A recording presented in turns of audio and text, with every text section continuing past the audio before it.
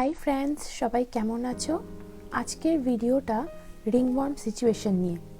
তো তোমরা সবাই জানো যে আমি ফস্টারিং করি। লাস্ট মান্থে আমার বাড়িতে ফস্টার ডগ ছিল, 2 মান্থসের মতনও ছিল।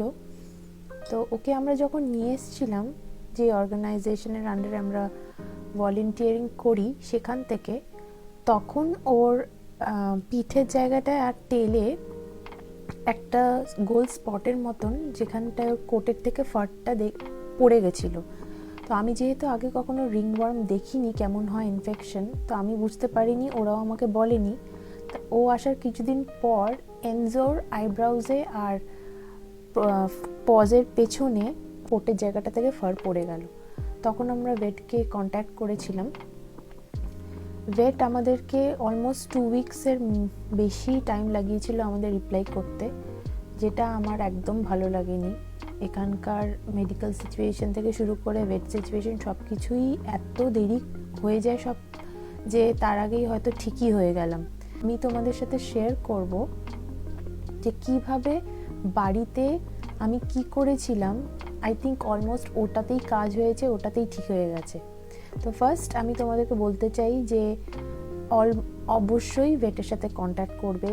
তোমাদের ভেট হয়তো হেল্প করতে পারবে, আমি কোনো হেল্প পাইনি তেমন। আর যেই জিনিসগুলো আমরা বাড়িতে করেছিলাম তার মধ্যে ফার্স্ট হলো যে সব কিছু ক্লিন রাখা। এই ইনফেকশনটাতে সব কিছু ক্লিন রাখাটা খুব জরুরি। এনজো আমার সাথে ঘুমায়, তো ওকে নিজের বিছানাতে শোয়াতাম, ওর ব্ল্যাঙ্কেট, ওর বিলঙ্গিংসগুলো খুব অফেন ধুতাম। তখন আমাদের ঘরে 2টো ডগ ছিল, তো দুজনকেই খুব পরিষ্কার রাখতে হতো।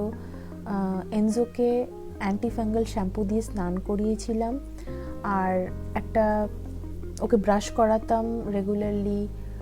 আর যে বেবি ছিল ওকে আমরা স্নান কখনো করাতে পারিনি, কিন্তু ওকে আমরা ওয়াইপস দিয়ে পরিষ্কার করতাম, যেটা আমরা এমনিতেও রেগুলার করি। তো এই জিনিসগুলো ভীষণ ইম্পর্ট্যান্ট। তুমি কনস্ট্যান্টলি দেখতে থাকবে জায়গাটা কেমন লাগছে দেখতে।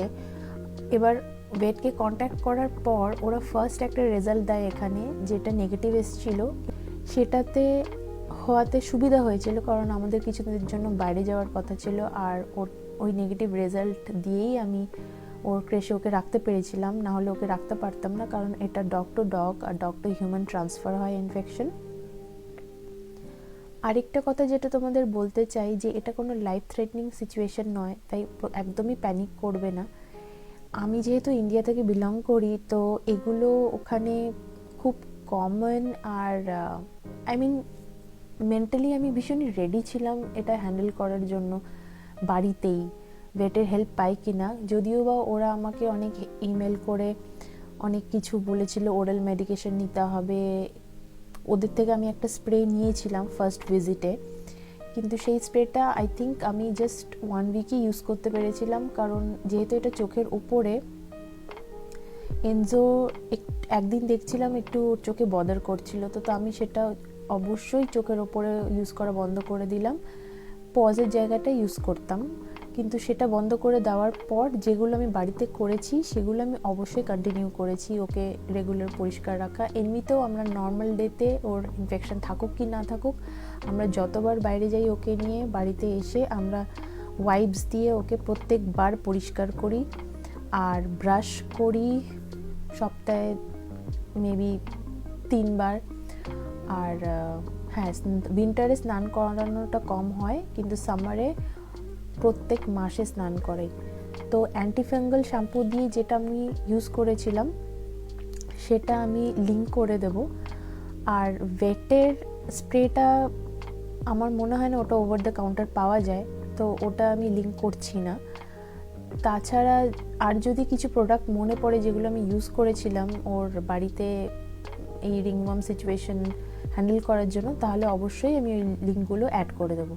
তোমরা অবশ্যই শেয়ার করো তোমাদের যদি ডগের কোনো এমন কিছু হয়ে থাকে যেটাতে তোমরা এরকম বাড়িতেই ট্রিটমেন্ট করেছো, কি করেছো। কারণ এটা ফার্স্ট টাইম যখন এনজোর কিছু ইনফেকশন হলো, না হলে এনজোর এখনও অবধি তেমন বড় কিছু ইনফেকশন কখনো হয়নি।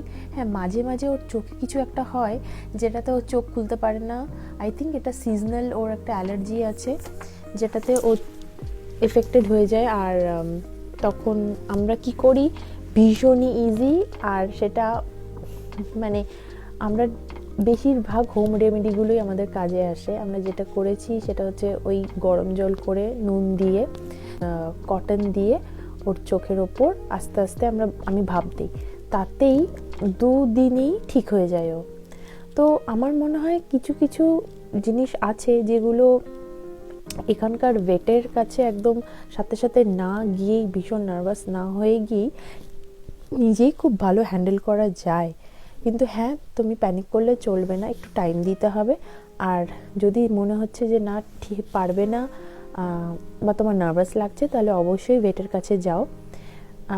আর এখানে তুমি দেখতেই পাচ্ছ এনজোকে স্নান করাচ্ছি, এটা ওই অ্যান্টিফাঙ্গাল শ্যাম্পু দিয়েই স্নান করিয়েছি। আর এখানে ওই দেখো এনজোর চোখের ওপরে ব্রাউজের জায়গাটা দেখো, এখনও ওই সময়টাই ওর যে ফারটা পড়ে গেছে সেটা এখনও ভিডিওতে বোঝা যাচ্ছে। পায়ের জায়গাটা আমি রেকর্ড করিনি, কিন্তু হ্যাঁ ও এখন একদম ঠিক আছে।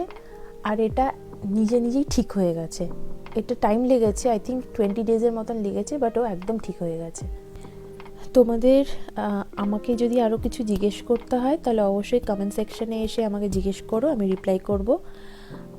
হোপফুলি এই ভিডিওটা তোমাদের অনেক হেল্প হবে। তোমরা সবাই ভালো থেকো, আবার দেখা হবে, টাটা।